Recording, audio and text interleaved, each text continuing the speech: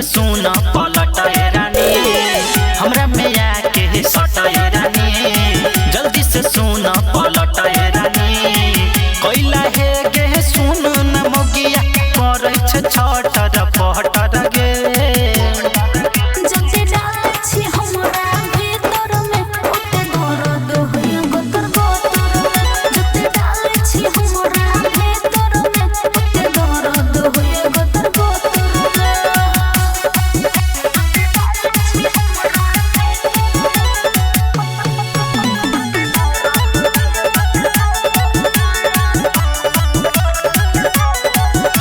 तोहर मौगी रोज बहाना छोड़बो नहीं आई चुभे दे दहाना अच्छा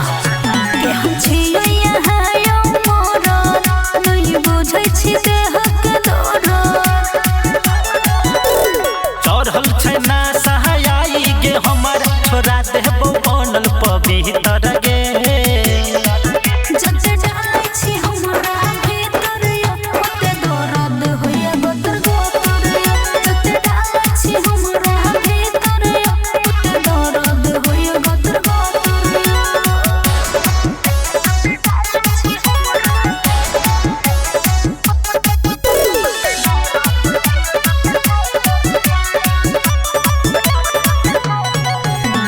बोल न गे खोल न गे ओनिए ने उने तू डोल न गे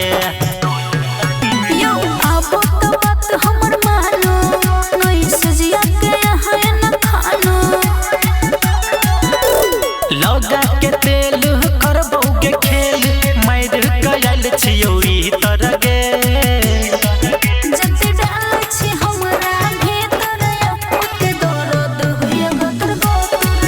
जते डालै छी हमरा भीतर यो ओते दर्द होइया गोतर गोतर छोड़ू ना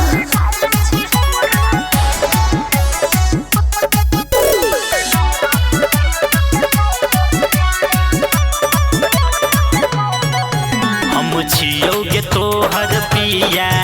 गुड्डू के जुरा दही जिया यो ओही के मिलैया मजा राजा हमरा तो लागैया सजा ज्यादा बहाना कर नहीं गे मौगी बुझै छियो हम चोरी